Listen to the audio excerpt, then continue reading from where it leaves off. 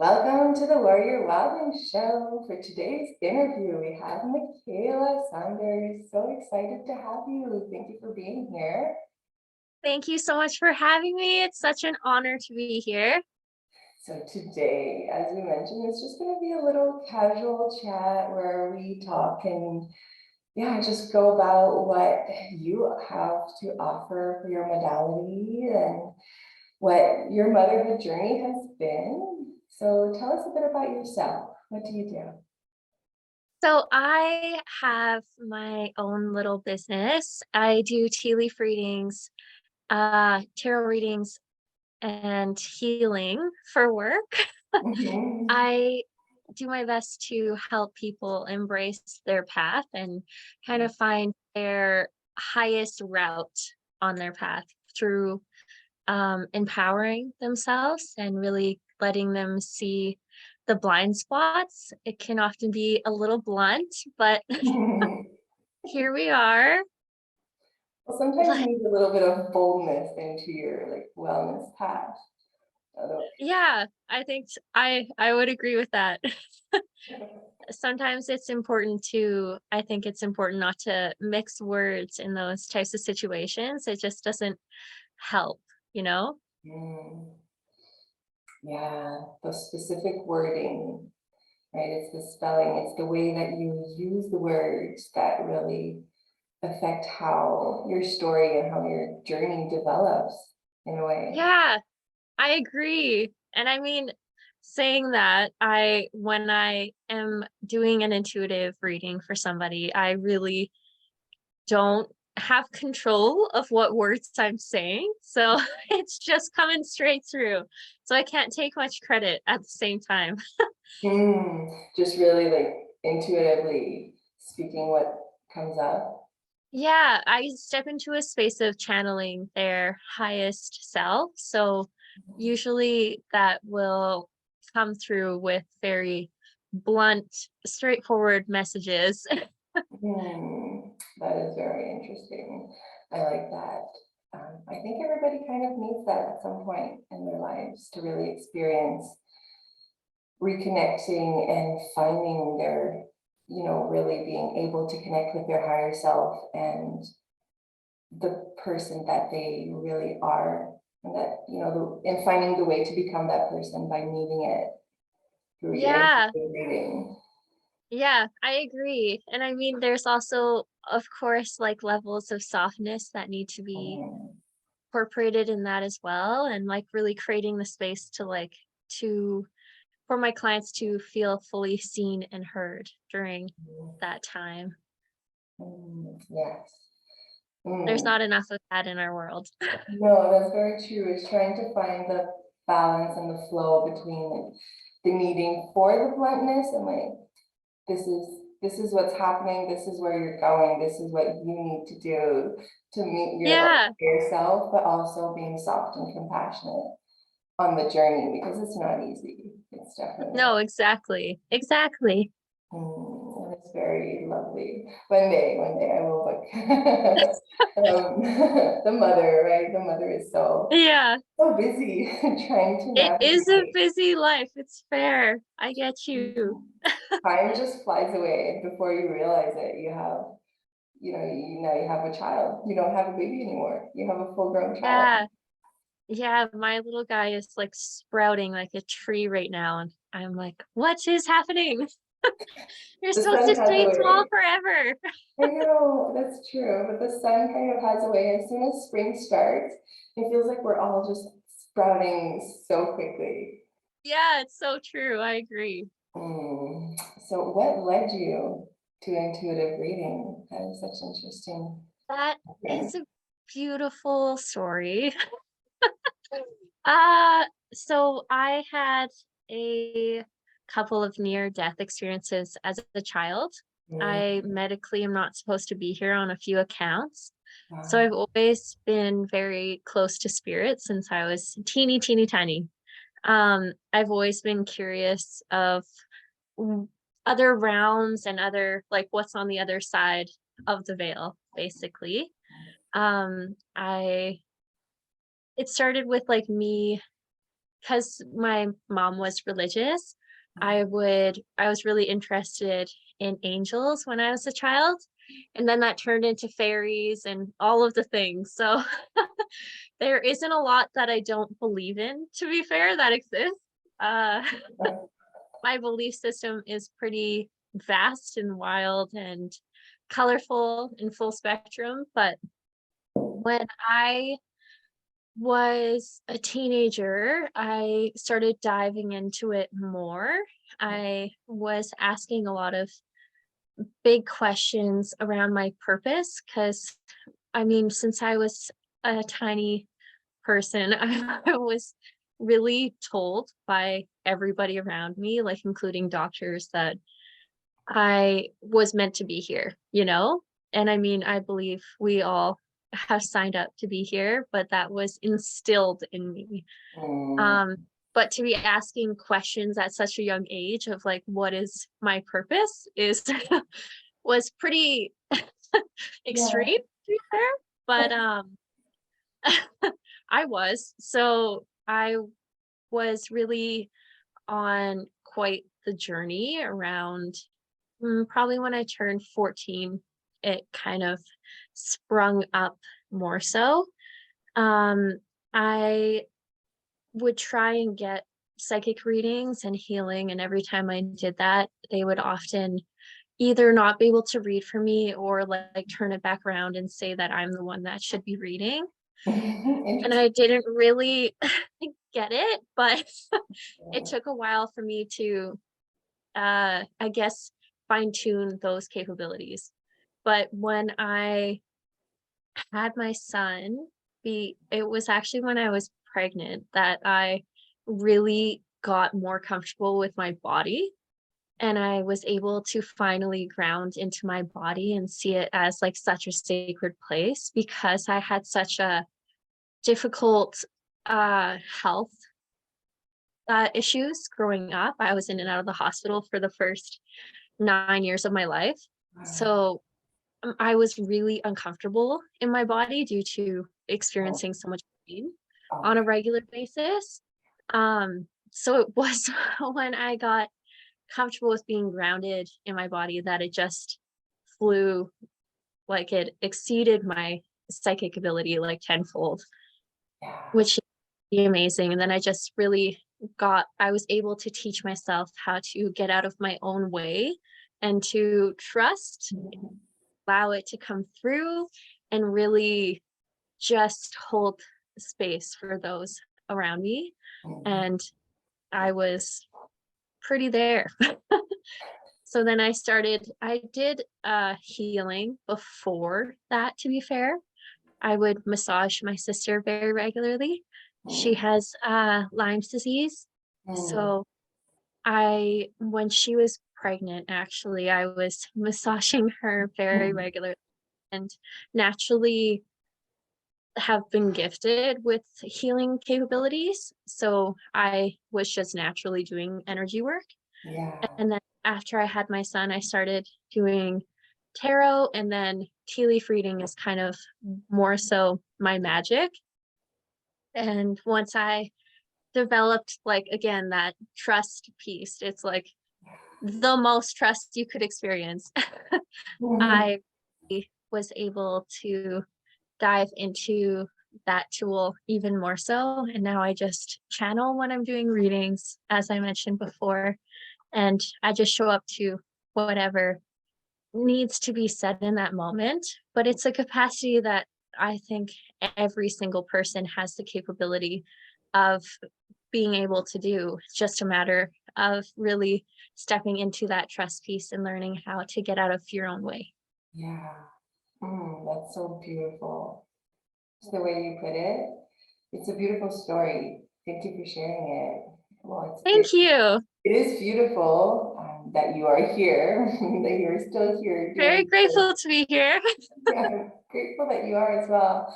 You have such a, it's hard to put into words, but such a beautiful, warm, and just like inviting energy. Yeah, Thank just, you. yeah, it was a blessing to meet you. Likewise, for sure.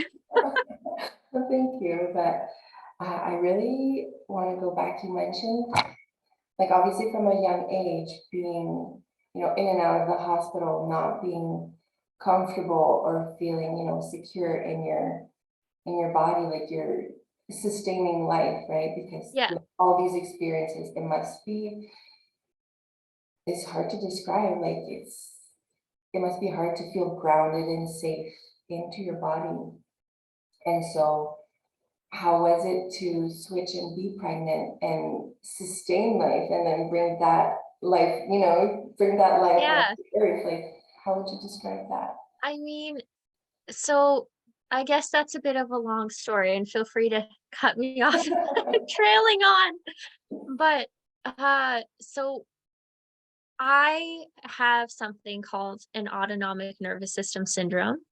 So when Okay. I was born, everything your autonomic nervous system has control over, mine wasn't functioning. So I would just stop breathing Mm, and not be able to start again by myself, or I couldn't regulate my body temperature.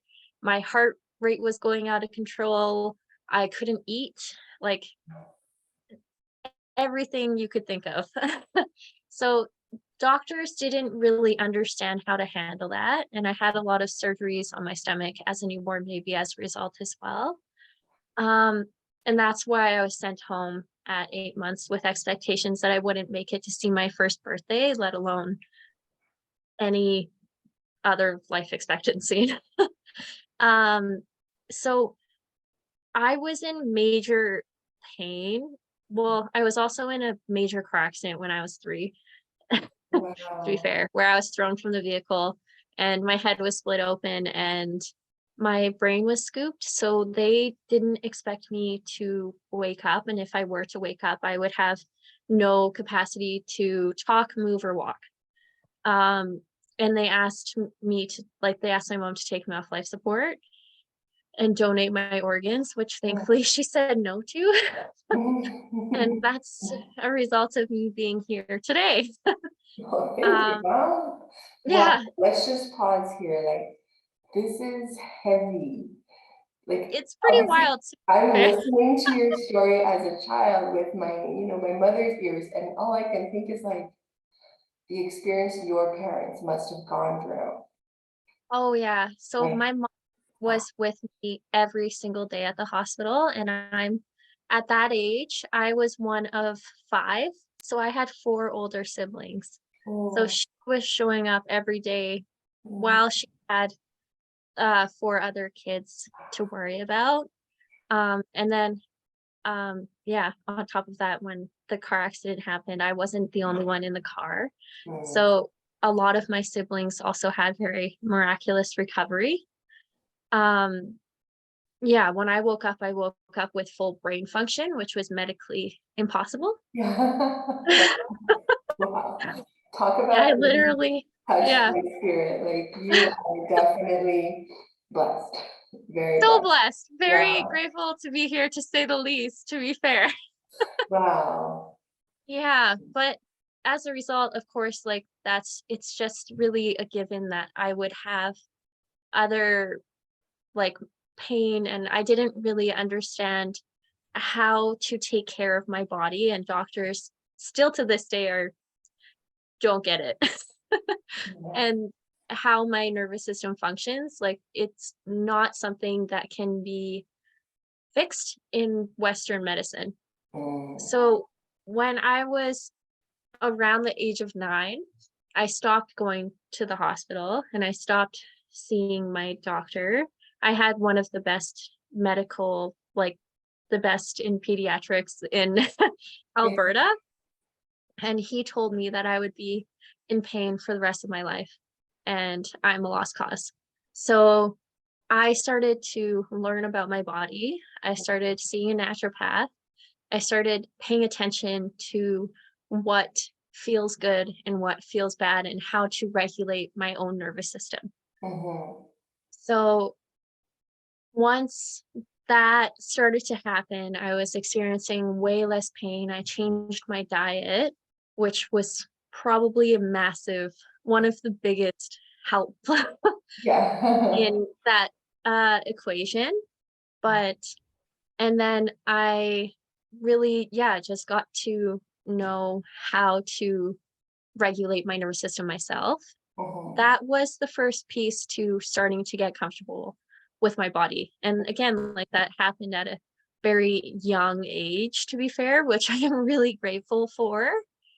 Um, because that started to change the rest of my life and what I was capable of doing. Mhm. Um, Now I know how to help regulate my nervous system if it's having a bit of a meltdown with just herbs and lots of other little tools I have, which is an incredible thing. Yeah. But when I got pregnant, because I've had such an intense medical history, Mhm. I wasn't willing to go that route. And I'm not saying like doctors are great. Yeah. They help with lots of things. Yes. Um, and I probably wouldn't be here if it wasn't for doctors, you know? Yeah. But in my case, the hospital is not a safe place for me. So Understandably. I, yeah, I've always known that I wanted to be a mother. Like that's something that my family like makes fun of me all the time because I've been saying that since I was 5. You're like, what do you want to be when you grow up, Michaela? A mom. Yeah. So when I was pregnant, I was full, like I was so accepted of it and so excited. I Mhm. had learned about unassisted birthing through my sister. And as a result, I had like an at-home unassisted birth.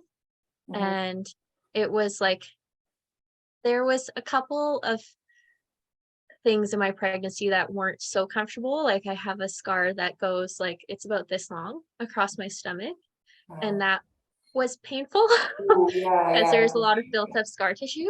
yeah. So that was uncomfortable, but the pregnancy on a whole was beautiful and my birth was exquisite. And it definitely naturally, there wasn't a huge transition to be in my body. It was just like a full acceptance, I you could say.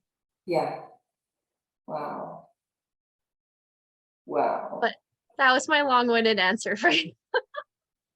Well, I think the recurring theme, you are very inspiring. Like the recurring theme is like perseverance. You know, they want the doctors, they told you, you know, there's no chance, there's no hope. You won't live past when after the car accident as well, just unplug her. Like, how many times have your parents been told there's no hope, there's just Oh like yeah, too many just times. shit. Yeah. Like, wow. Which is saddening and kind of disgusting. Like, Yeah, there's definitely a level in that where, I mean, Western medicine is so broken in so many ways, to be fair.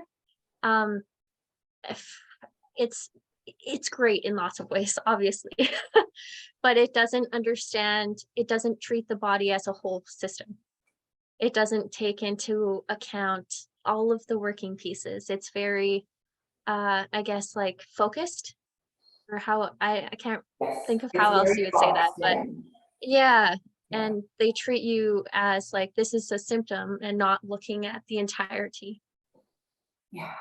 Well, when you mentioned like diet being an important part of the healing, which is, and when you think about going to medical school, they barely touch on nutrition. Yeah, exactly, and And it's that's just, massive. and that's not even like the wholeness of our being. That's how you feed the body. It's not even like the spiritual, the energetical, the all the other realms of well-being. That's, you know, that's Yeah, literally how you feed the body for it to function and go exactly, about daily. exactly. So, Yeah, like obviously I know it's not a debate on Western medicine and hospitals and medical system, whatnot, especially being in Canada. The discussion is it could go on for hours, for ages, yeah. but it is not a whole medicine. It's not, it doesn't take everything into account, definitely, which is really sad and unfortunate because it costs a lot Yeah, of taxes. It's true, and it also, like, very easily takes the power away from the patient and what they're feeling, Exactly. their body's experiencing. There was, like, another level to that where I was constantly, being put in front of counselors who were trying to tell me that I was making it up in my mind, and as, like, literally a five-year-old child, like, that's Yeah, excuse wow. my language, but, like, fucked up. It is.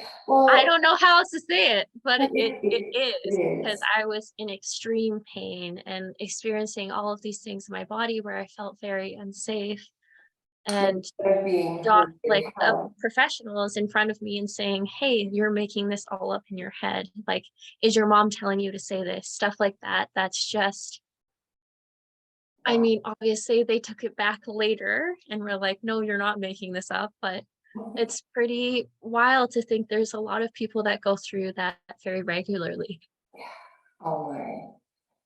and people who aren't as lucky as me, where I found that situation empowering and took my power back, but not everybody does that, you know? Yeah, it's true.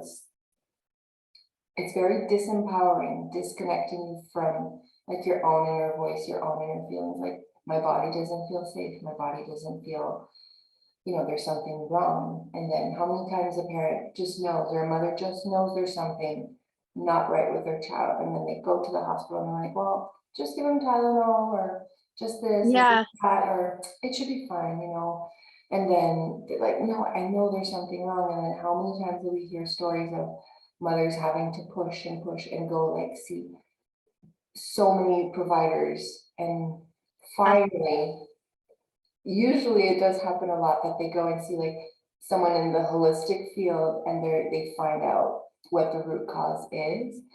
And then mm, it's like, but we shouldn't have to go all these lengths of really pushing. Obviously, the empowered feeling when you finally get it, like, oh, I was right. yeah, But but uh, you shouldn't have to push that hard, I agree. exactly how many people would just abandon after like the first or second time and be like, okay, well then, my intuition is wrong. My mother's instinct don't work and my baby's fine. And then who knows what's going to happen in Exactly. a few years for that child.